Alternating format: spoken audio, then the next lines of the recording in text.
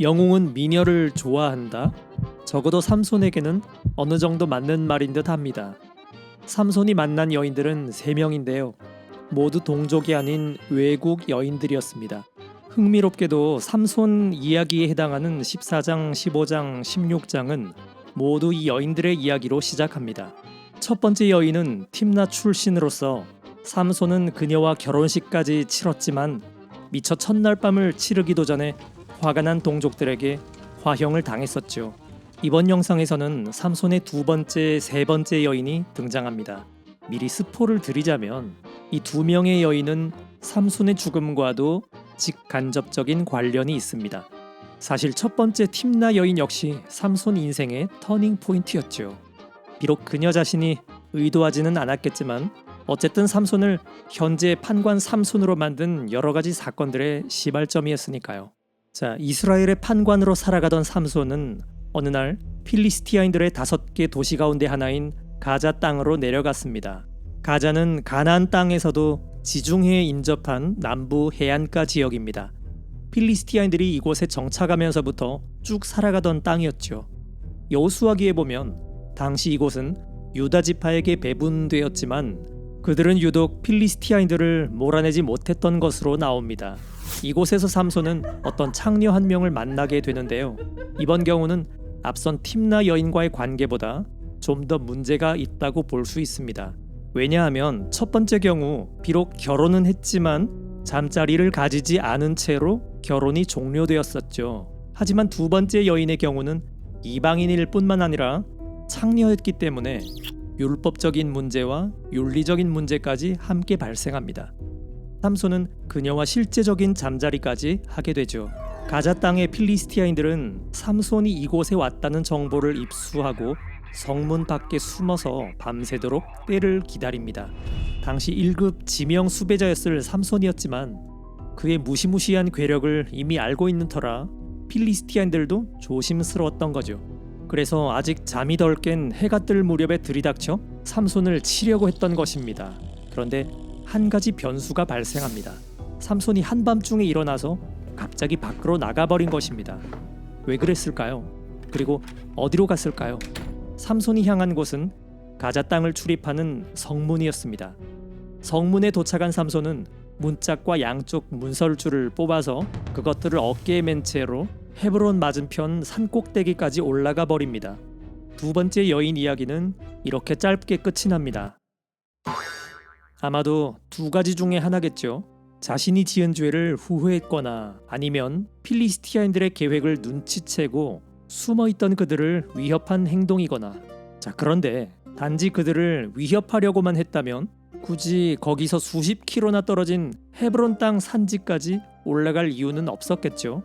그렇다면 이것은 자신이 밤사이 저지른 죄를 뉘우치는 보속의 행위에 더 가깝지 않을까요? 자, 그러고 보면 캄캄한 밤중에 나무 기둥을 메고 산에 오르는 삼손의 모습은 마치 죄악으로 가득한 세상에 홀로 십자가를 메고 골고타 언덕을 오르는 예수님을 연상시키기도 하고요.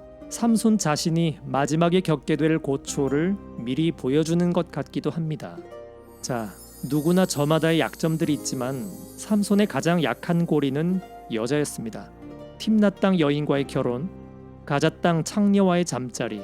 그런데 삼손은 자신의 잘못을 후회하는 듯 하다가도 언제 또 그랬냐는 듯이 금세 또 다른 이방인 여인을 찾습니다. 삼손 인생의 3번째이자 마지막 여인, 그가 유일하게 사랑했다고 하는 여인 들릴라입니다. 하지만 그녀는 또한 삼손을 죽음으로 몰고 간 운명의 여인이기도 하지요.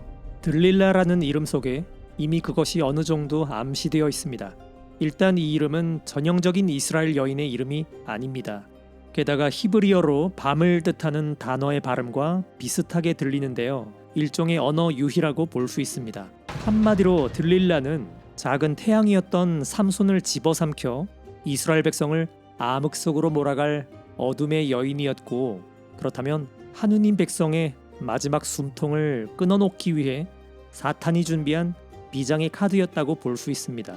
그래서인지 삼손을 거친 3명의 여인 가운데서 유일하게 이름이 공개될 뿐만 아니라 본문 속에 수차례 등장하기까지 합니다. 필리스티아를 이루는 5개 도시의 군주들은 삼손이 사랑한다는 여인 들릴라에게 접근해서 그를 제압할 방법을 찾아내도록 돈으로 구슬립니다. 그것도 그냥 돈이 아니라 당시 수백 명의 노예를 살 수 있을 정도로 엄청난 돈으로 말이죠. 요즘 기준으로 하면 무려 수백억에 해당하는 액수였습니다. 아무리 사랑하는 연인이라 하더라도 마음이 흔들릴 법한 제안이겠죠. 하지만 삼손이 사랑했다던 여인 들릴라가 반대로 삼손을 사랑했다는 표현은 그 어디에도 없습니다. 들릴라가 맹독성 꽃뱀으로 변할 수 있는 조건이 충분했던 것이죠.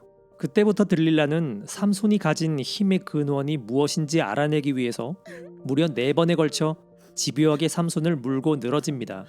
물론 삼손은 알고 있었죠. 자신이 가진 힘의 근원은 그 무엇도 아닌 하느님이란 것을요. 하지만 삼손은 거룩하고 구별되는 삶을 살라는 하느님의 백성으로서, 또 나지르인으로서, 게다가 판관으로서 자신의 소명을 함부로 다뤘습니다. 이방 여인과의 결혼식에서 술판을 벌였고 부정한 동물의 사체에 접촉했으며 이제 마지막 남은 나즈르인 규정인 머리카락을 가지고서 장난을 치기 시작합니다. 하지만 삼손이 처음부터 들릴라에게 자신의 비밀을 털어놓은 것은 아니었습니다.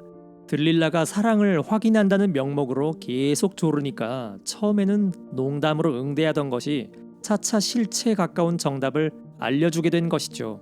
예전에 팀나 여인에게 비밀을 털어놓았다가 호되게 당했던 경험에도 불구하고 삼손은 또 한 번 위험한 장난을 치고 있습니다.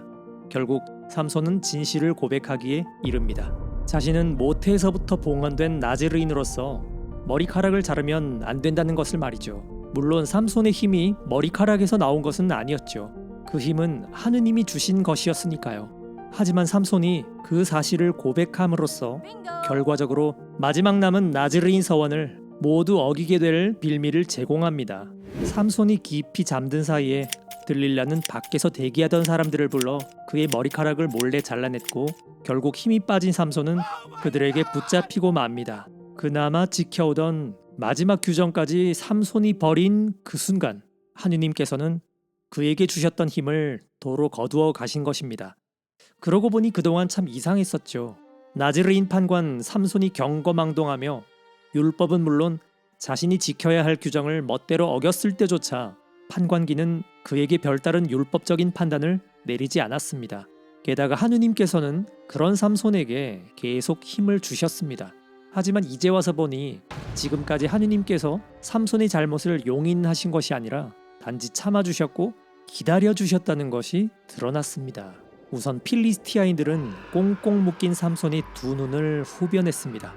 마치 태양이 자신의 빛을 잃어버린 모습이었겠죠. 삼손 자신이 보기에 옳은 대로 평생 그리 살아가게 만들었던 그의 두 눈이 뽑혔습니다.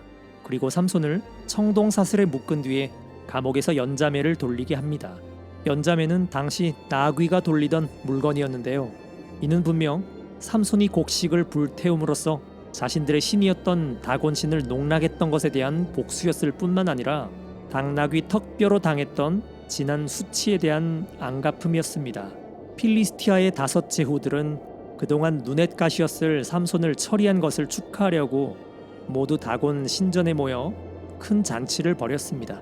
한껏 더 그를 모욕하기 위해 사람들 앞으로 삼손을 끌어내 제주를 부리게 했고 양쪽 기둥 사이에 그를 묶어둡니다. 이미 두 눈이 없는 삼손이었지만 수치심과 모욕감에 아마 피눈물을 흘렸을 겁니다. 하지만 삼손은 다시 머리카락이 자라나는 것을 보고 어쩌면 이것이 하느님께서 자신에게 주시는 마지막 기회의 표시일지도 모른다고 여겼을 겁니다.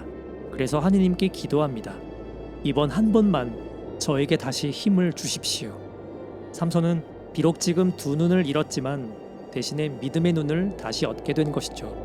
필리스티아인들과 함께 죽게 해주십시오. 자신이 목숨을 건 기도만큼 절박한 기도가 있을까요?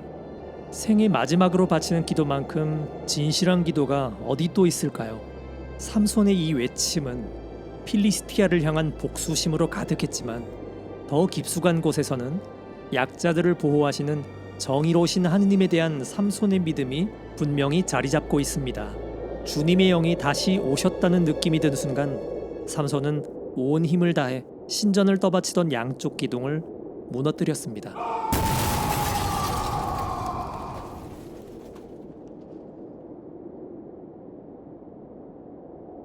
인간의 실수와 죄악 가운데서도 하느님의 섭리는 이루어집니다. 나즈르인으로서의 마지막 서원마저 허투루 내팽개친 삼손의 죄악에도 불구하고 하느님께서는 오히려 그를 통해 한자리에 모인 필리스티아의 제후들을 한꺼번에 모아치셨습니다.